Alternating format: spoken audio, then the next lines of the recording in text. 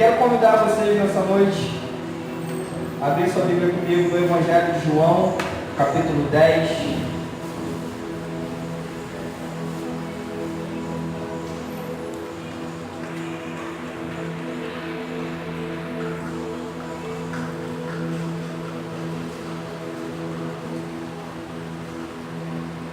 Está todo mundo animado com o Natal? Amém?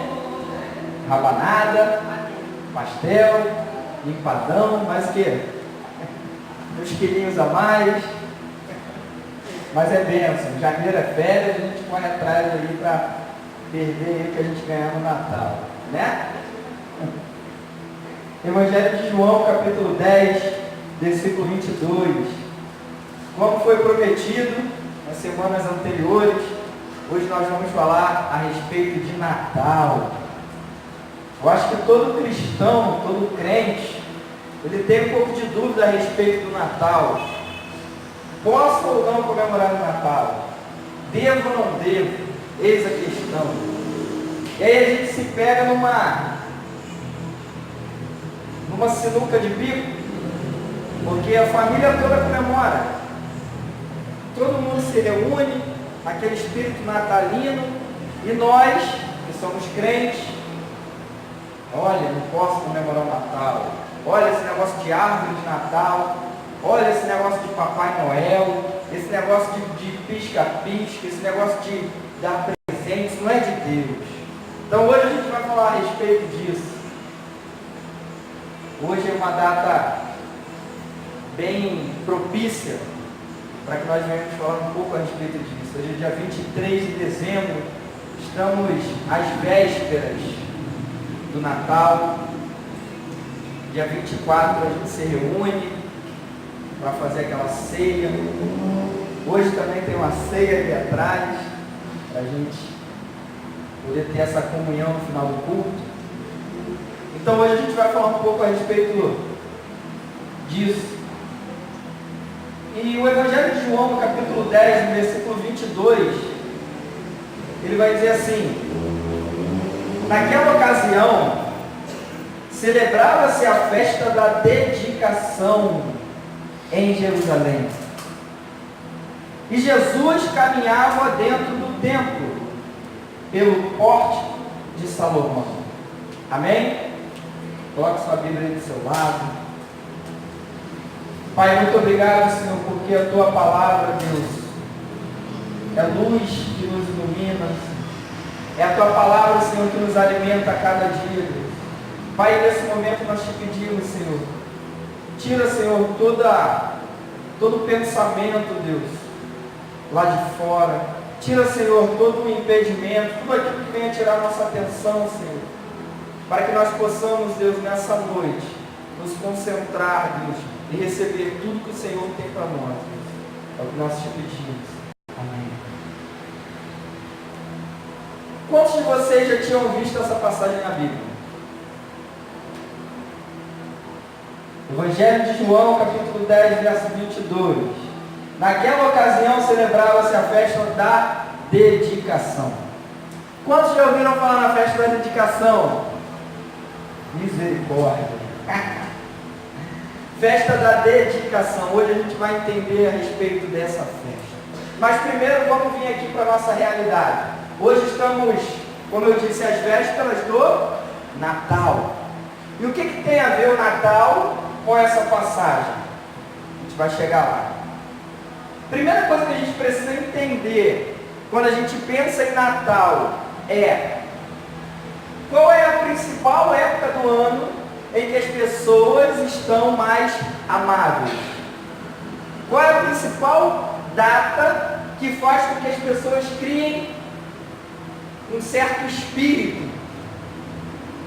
O espírito do Natal. Tem até filme, essa semana está passando,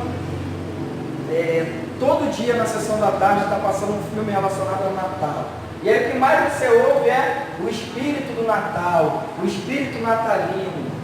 E isso não é simplesmente coisa de filme, existe um porquê. E qual é esse espírito de Natal que faz com que as pessoas se tornem mais amáveis, faz com que as pessoas se tornem mais, que tenham mais compaixão, faz com que aqueles parentes que estão brigados voltem a se falar. Aquele vizinho que você está de mal, você vai lá e cumprimenta ele, abraça e pede desculpa. E você deseja um ótimo ano, você deseja um ano seguinte cheio de bênção, cheio de prosperidade, Feliz Natal e próspero Ano Novo. Qual é a outra época do ano que você deseja isso para alguém? Olha, que esse ano seja... Isso é algo que vem junto com o Natal. Por quê? Porque o Natal, ele é uma data, ele é uma época que nos enche de esperança.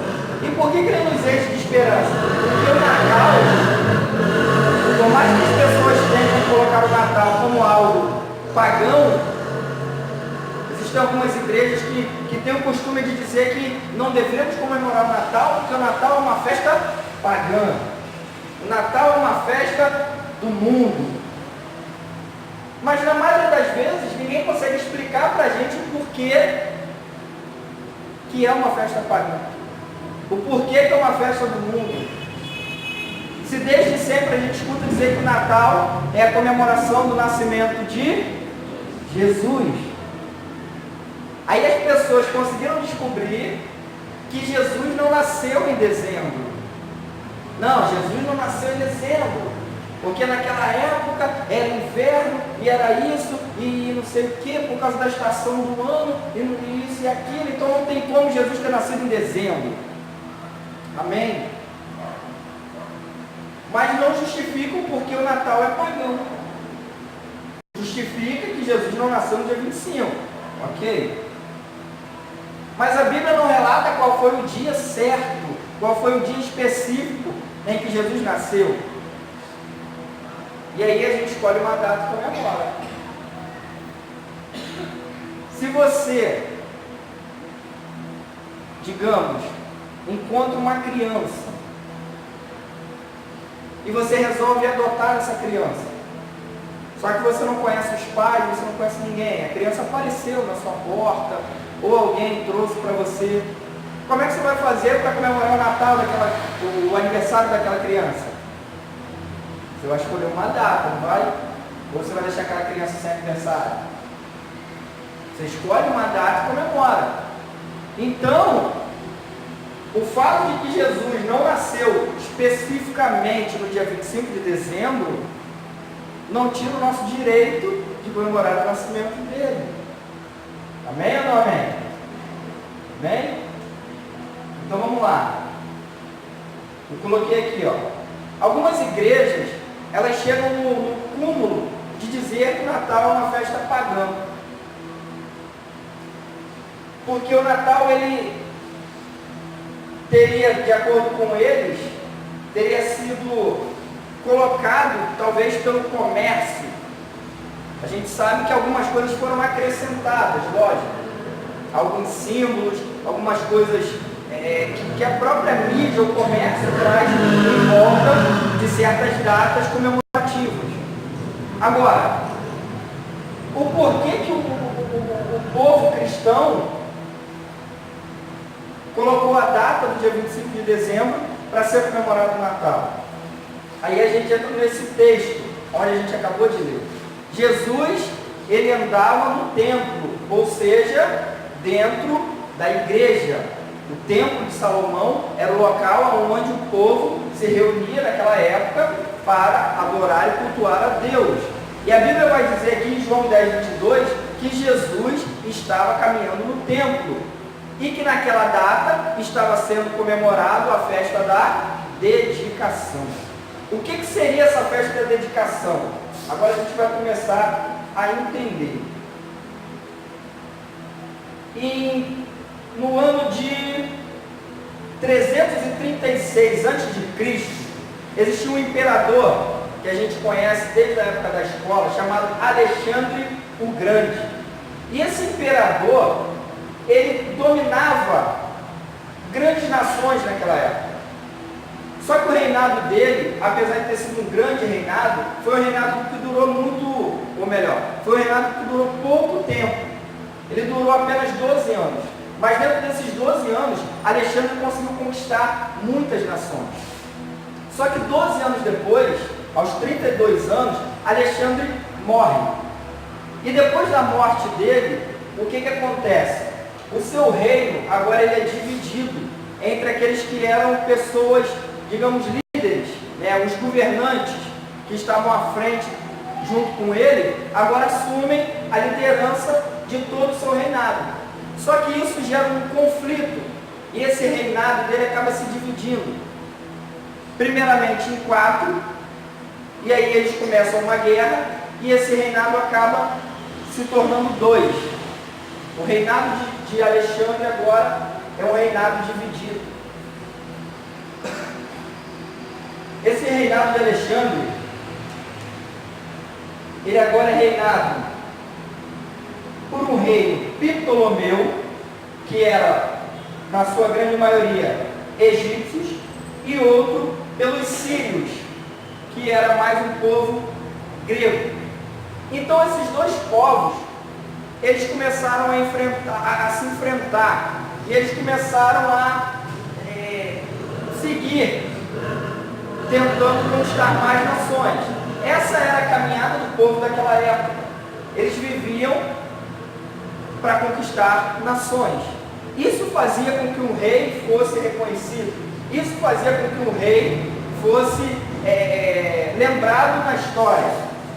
A quantidade de guerras que ele vencia, a quantidade de vitórias que ele conquistava, a quantidade de reinados que ele conseguia tomar para si.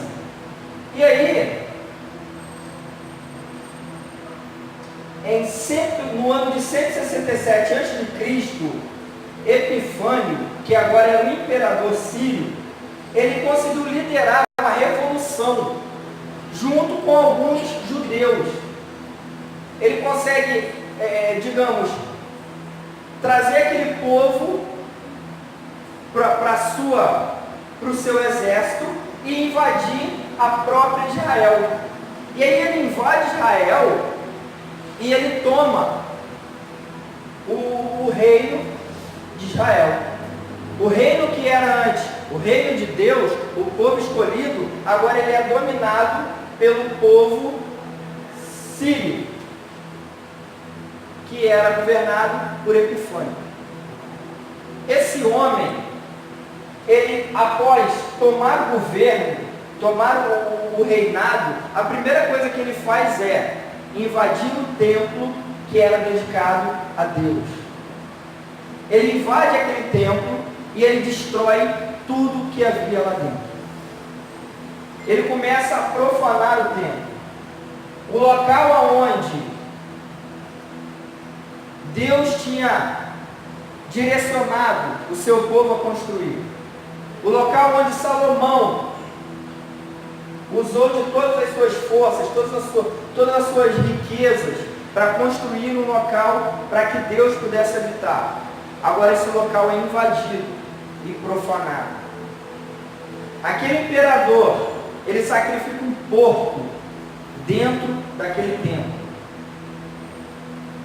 Ele começa a tirar tudo que era consagrado a Deus e colocar coisas que era consagrado aos deuses da época. Ele começa a colocar ali dentro imagens de esculturas. Ele coloca uma imagem de Júpiter, um deus pagão, dentro do templo de Deus, dentro da casa de Deus. E aí ele começa a fazer várias coisas, vários sacrifícios, várias festas, vários cultos dedicados a esse Deus pagão. Logo depois, o que ele faz é proibir os judeus de lerem a Torá. A Torá era a Bíblia que eles tinham na época. Eram os 5 primeiros livros da nossa Bíblia, conhecido hoje como Pentateuco, os 5 livros que Moisés escreveu. Aquele povo ficou proibido de ler a Bíblia. Como é que você acha que você conhece a Deus hoje? Porque você tem acesso à palavra dele.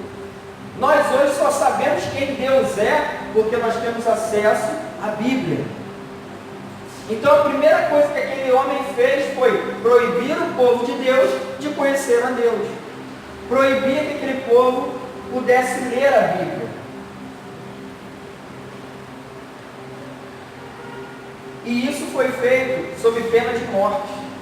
Se algum judeu fosse encontrado lendo a Bíblia, fosse encontrado cultuando a Deus, ele era condenado à morte. Isso foi o que aquele imperador fez. Até que um sacerdote chamado Matatias, ele reuniu alguns camponeses. Todo mundo sabe o que é um camponês? É uma pessoa que mora lá no interior, uma pessoa que mora no campo, que geralmente corta lenha, cultiva os seus próprios alimentos, que vive pacificamente. Isso é um camponês. E aí esse homem, esse sacerdote, ele vai e reúne alguns camponeses. E ele fala do que está acontecendo, e ele explica, e ele resolve lutar para retomar a cidade, para retomar o templo, para voltar e assumir o que era deles por direito. E aí a história vai dizer que esse homem, ele começa uma grande revolução com aqueles pequenos camponeses, que ninguém dava nada por eles. Imagina você enfrentar um exército de guerreiros, de homens grandes, fortes, com alguns camponeses. E aí a história vai dizer que ele fez isso. E ele começou a enfrentar aquela guerra, dia após dia, mês após mês, até que um dia Matatias morreu. Só que quando ele morre, a história vai dizer que um homem chamado Judá, que era seu filho, assume a frente daqueles camponeses. Só que Judá, ele tinha um sangue de guerreiro. E aí ele começa a motivar aqueles homens. E ele começa a reunir mais homens. E começa a ter um número maior. Até que a história vai dizer que eles conseguem vencer o exército. Eles vencem aquele império que estava tomando conta da cidade, que estava profanando o templo, que estava levando o povo de Deus à destruição. E aí agora, eles conseguem assumir o reinado novamente. Eles tomam novamente aquilo que Deus tinha dado a eles. E a primeira coisa que aqueles homens fazem é purificar novamente o templo de Deus. E Judá, ele começa, ele chega no templo e a primeira coisa que ele faz é uma limpeza geral, uma faxina. Tira tudo que está aqui, que não pertence a Deus. Tira tudo que não é de Deus, leva tudo para fora. E eles começam a tirar e a limpar o templo. E começam a trazer tudo que era de Deus de volta.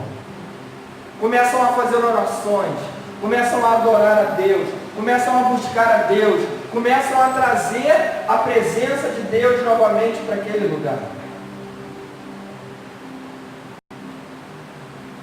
E aí, para que aquilo fosse completo, eles precisavam acender o candelabro. Existia um candelabro dentro do templo. E esse candelabro se chama menorá. E ele tem 7 pontas.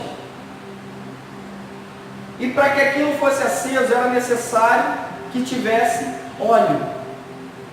Porque quando o templo foi feito, aquela menorá foi colocada no centro do templo, Deus ordenou que aquela menorá, que aquele candelabro, ele não se apagasse. Ele ficaria aceso todos os dias, 24 horas por dia, ele não poderia se apagar. Porém, quando ele vai acender, ele percebe que ele não tem óleo, ele não tem azeite para manter a menorá acesa. E aí ele olha, e ele pega aquela pequena porção que ele percebe que é o que ele tinha naquele momento. E a porção que ele tinha só duraria 24 horas.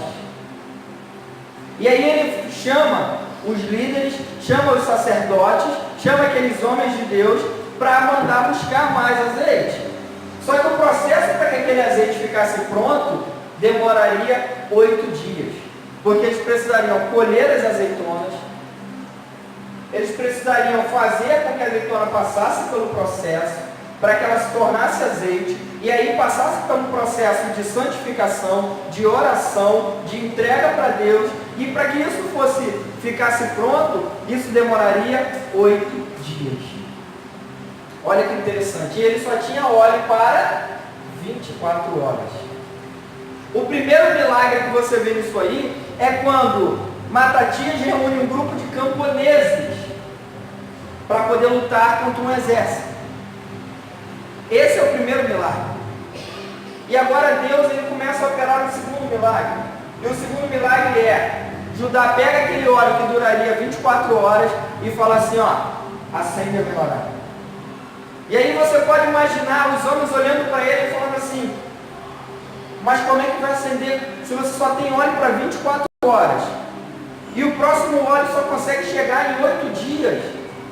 Porque é o tempo que demora para ficar pronto. E ele fala: acende a menorá.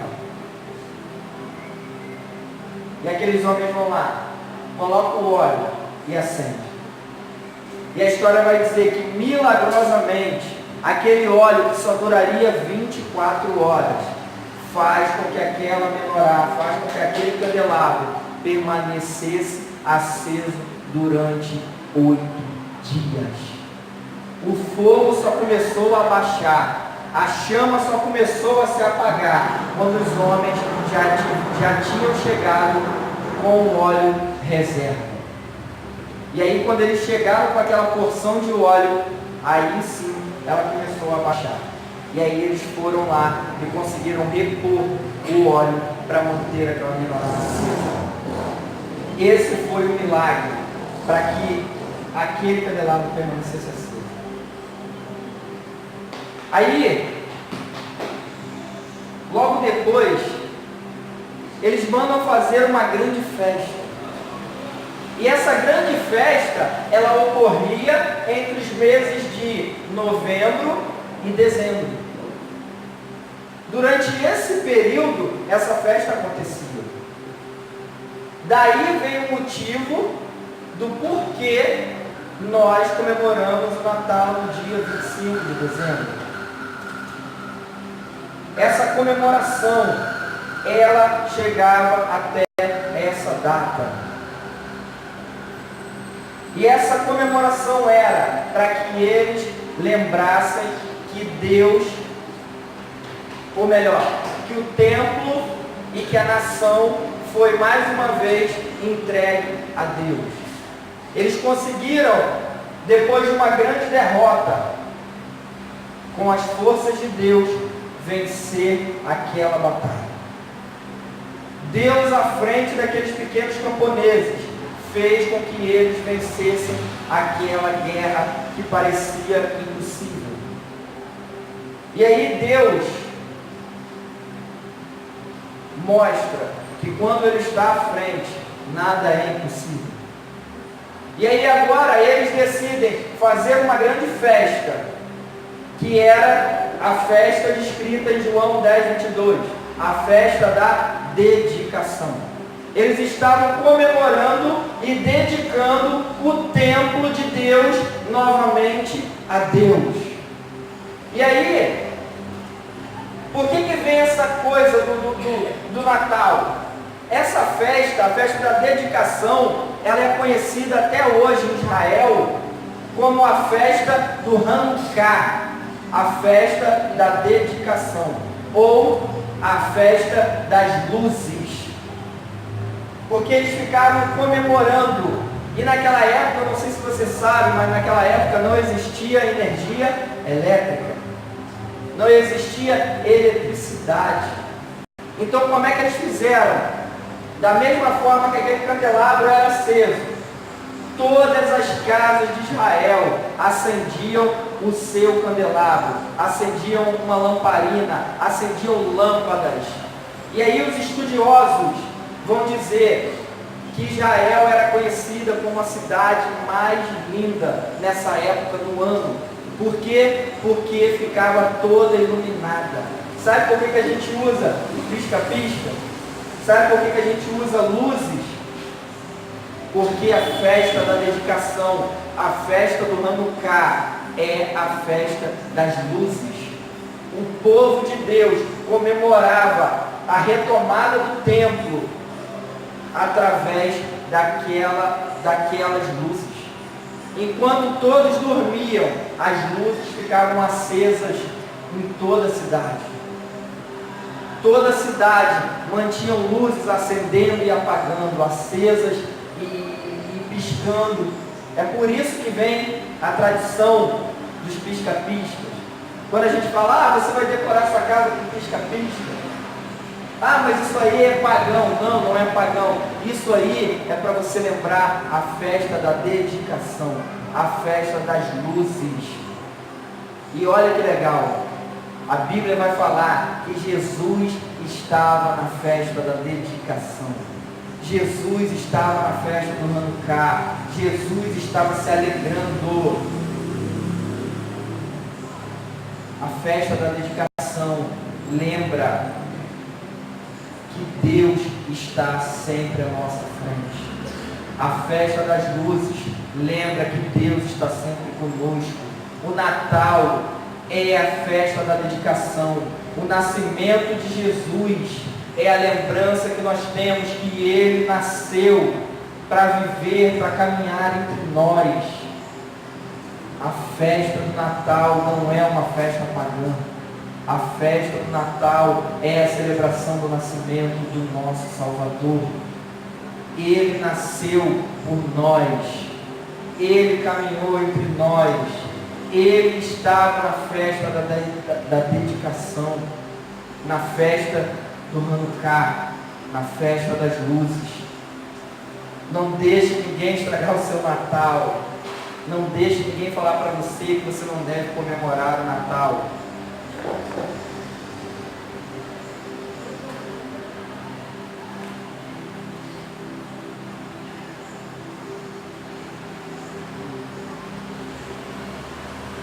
O óleo que estava sendo colocado era para lembrar que Deus está sempre conosco. A menorá foi acesa e ela permaneceu acesa, mesmo não tendo óleo suficiente, para que eu e você entenda que Deus sempre está conosco. Por mais que você olhe, por mais que você pense que as circunstâncias não permitem que você siga em frente, porque você já se acha cansado, porque você acha que você não tem combustível suficiente, por mais que você ache que você não vai alcançar, Deus Ele te dá o combustível que você aparentemente não tem. Deus faz com que você consiga alcançar e superar todos os seus limites. Ele é esse óleo que nós precisamos para caminhar. Ele é essa luz que brilha. Jesus é a luz do mundo. Toda vez que você olhar um pisca-pisca agora, na época do Natal, você vai olhar e vai pensar, ali representa Jesus. Aquela lâmpada ali piscando representa Jesus. Ele é a luz do mundo. Toda vez que você olhar, toda vez que chegar próximo ao Natal, você vai lembrar que você comemora o Natal por causa de Jesus. Sim, Ele é a nossa esperança. Ele é a nossa luz. É por isso que a gente comemora. Não deixe que as pessoas tentem frustrar isso na sua vida. E por mais que não tivesse nada disso, aí a gente entra naquilo que a gente falou logo no início. Existe um espírito de Natal. Existe um espírito natalino que faz com que as pessoas sintam compaixão uma pelas outras. E isso já seria suficiente para fazer a missão de Jesus. Ama o teu próximo como a ti mesmo. Eu acho que não existe uma época do ano em que as pessoas conseguem fazer com que esse mandamento se cumpra como a época de Natal. Ame o seu próximo como a ti mesmo. Lembre-se que Jesus nasceu. Lembre-se que Ele caminhou entre nós. Lembre-se que Ele deixou o mandamento para que nós amássemos a Deus acima de todas as coisas e amássemos o nosso próximo como a nós mesmos. Que nessa noite você possa entender que você pode, que você deve comemorar essa data, porque essa é uma das datas mais especiais do ano. O Hanukkah, ele é o segundo maior evento do povo judeu. O maior evento é a Páscoa, onde é comemorado a ressurreição de Cristo. E o segundo maior é a festa da dedicação, é a festa do Hanukkah, é o nosso Natal. Então não deixe de se alegrar, não deixe de comemorar o seu Natal. Aproveite essa data para se reconciliar com aquela pessoa que você não está bem. Aproveite essa data para dar um abraço naquela pessoa que te magoou ou que você sabe que você magoou. Aproveite essa data para amar as pessoas. Aproveite essa data para ser feliz. Aproveite essa data para comemorar. Pega o telefone, liga para aquela pessoa que está longe, que tem tempo que você não fala. Mas pegue essa data e traga essa data para dentro do seu coração. E faça com que você consiga viver e entender essa data ao longo de todo o ano. Não espere apenas chegar o mês de dezembro. Não espere apenas chegar a semana do Natal. Mas viva isso, uma constante. Faça disso uma constante na sua vida. Comemore esse Natal todos os meses, todas as semanas, todos os dias, se for possível. E assim você vai conseguir a cada dia ser mais parecido com Jesus. Amém?